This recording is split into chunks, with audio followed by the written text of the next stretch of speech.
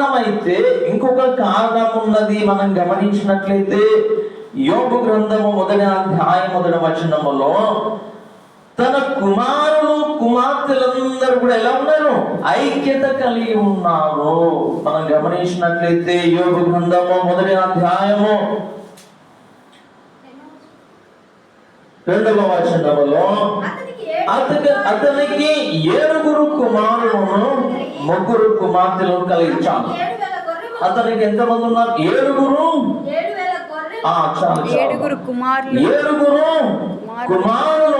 3 కుమార్తెలు. యోబు యొక్క సంతానం అది.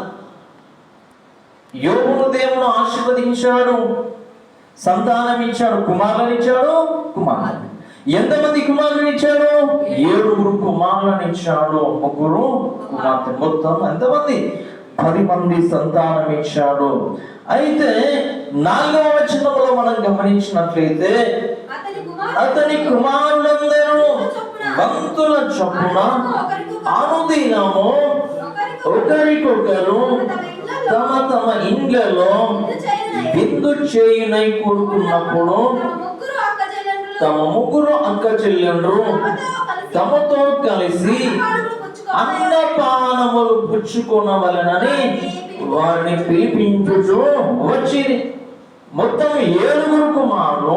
ఈ 7 కుమారులు ఏం చేశారు తెలుసా? ఈ 7 రోజులు, వారానికి ఎన్ని రోజులు? 7 రోజులు. ఈ వారానికి 7 రోజుల్లో రోజుకు ఒక్కొక్కరి దగ్గర ఏం చేశారు? భోజనం చేశారు. అందరు వాళ్ళ ఇళ్లలో 7 విధాలుగా ఆహారాన్ని వాళ్ళు భుజించలేదు. ఒక్కొక్క కుటుంబం ఒక్కొక్క ఆహారం వండుకోలేదు. ఏం చేశారు వాళ్ళు? అందరూ కలిసి ఐక్యము ఎక్కడ భుజించారు?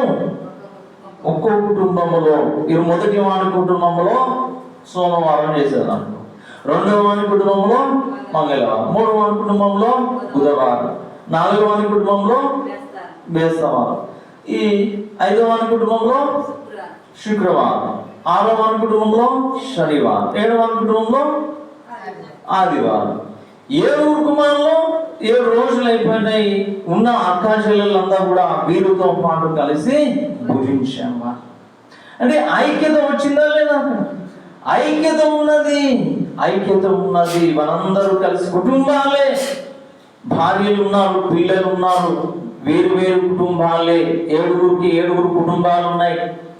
అక్క చెల్లెలకి 3 కుటుంబాలు. మొత్తం 10 కుటుంబాలు కలిసి ఎక్కడ ఒకే దగ్గర విందు చేసేవారు, ఒకే దగ్గర భోజనం చేసేవారు.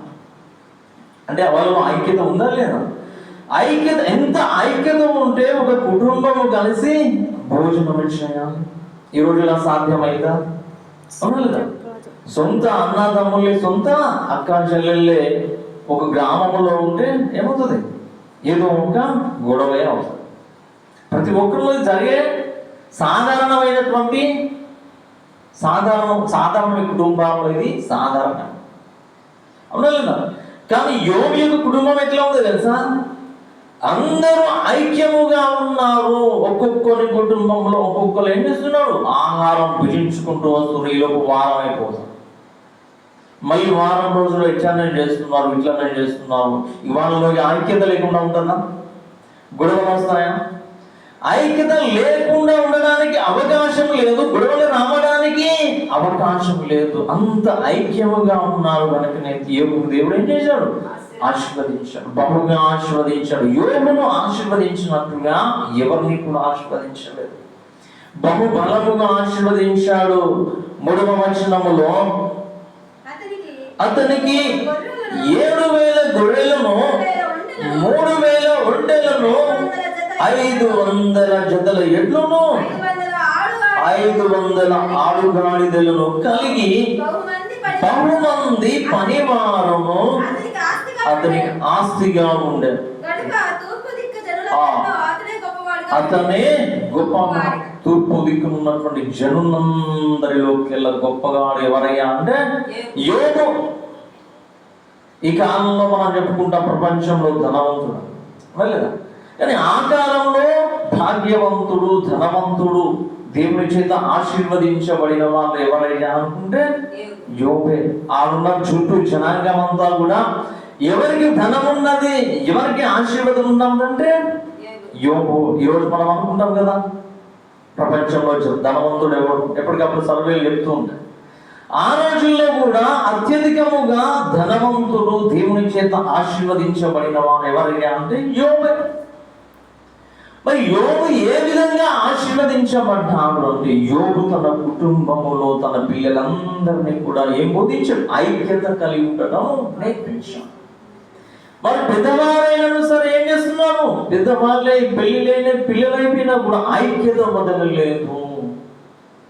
అనలేదా? ఈ రోజుల్లో ఐక్యత ఉంటుందా? మనం ఏదో స్కూల్ చదువులు అయిపోయేంత వరకు, పెళ్లి కానంత వరకు ఐక్యత ఉంటాము కుటుంబంలో. కానీ ఎప్పుడైతే పెళ్లిళ్ళు అయిపోతాయో, కుటుంబాలు మారిపోతాయో, పిల్లలు వస్తారో, ఐక్యత అనేటువంటిది లోపిస్తుంది. ఏదైనా అవసరం ఉంటేనే ఫోన్ వస్తుంది. అమ్మ నాన్నకి ఎప్పుడు వస్తుంది ఫోను? ఏదైనా అవసరం ఉంది, ఏదైనా పని ఉంది, ఏదైనా ఇబ్బంది ఉంది, ఆ సమయంలో ఎవరు గుర్తొస్తారు నీకు? అమ్మ నాన్న గుర్తొస్తారు, అక్క చెల్లెలు గుర్తొస్తుంది, అన్న తమ్ముడు గుర్తొస్తారు. అంతవరకు ఎవరి పనిలో వాళ్ళు బిజీగా ఉంటారు.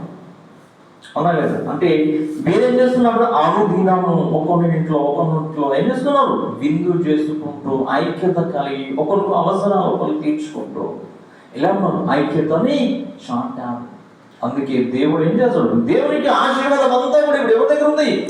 యోబు దగ్గర ఉంది. యోబు యొక్క గృహములో ఉంది.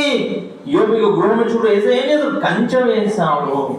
దేవదూతల చేత కంచె వేశాడు. ఎందుకని? ఐక్యత ఉంది, దేవుని ప్రేమ ఉంది, గొడవలో అవకాశము లేదు, సాతానికి అవకాశము లేదు. దేవుడి ఆ గృహము చూడు ఏం చేస్తాడు? కంచె వేశాడు.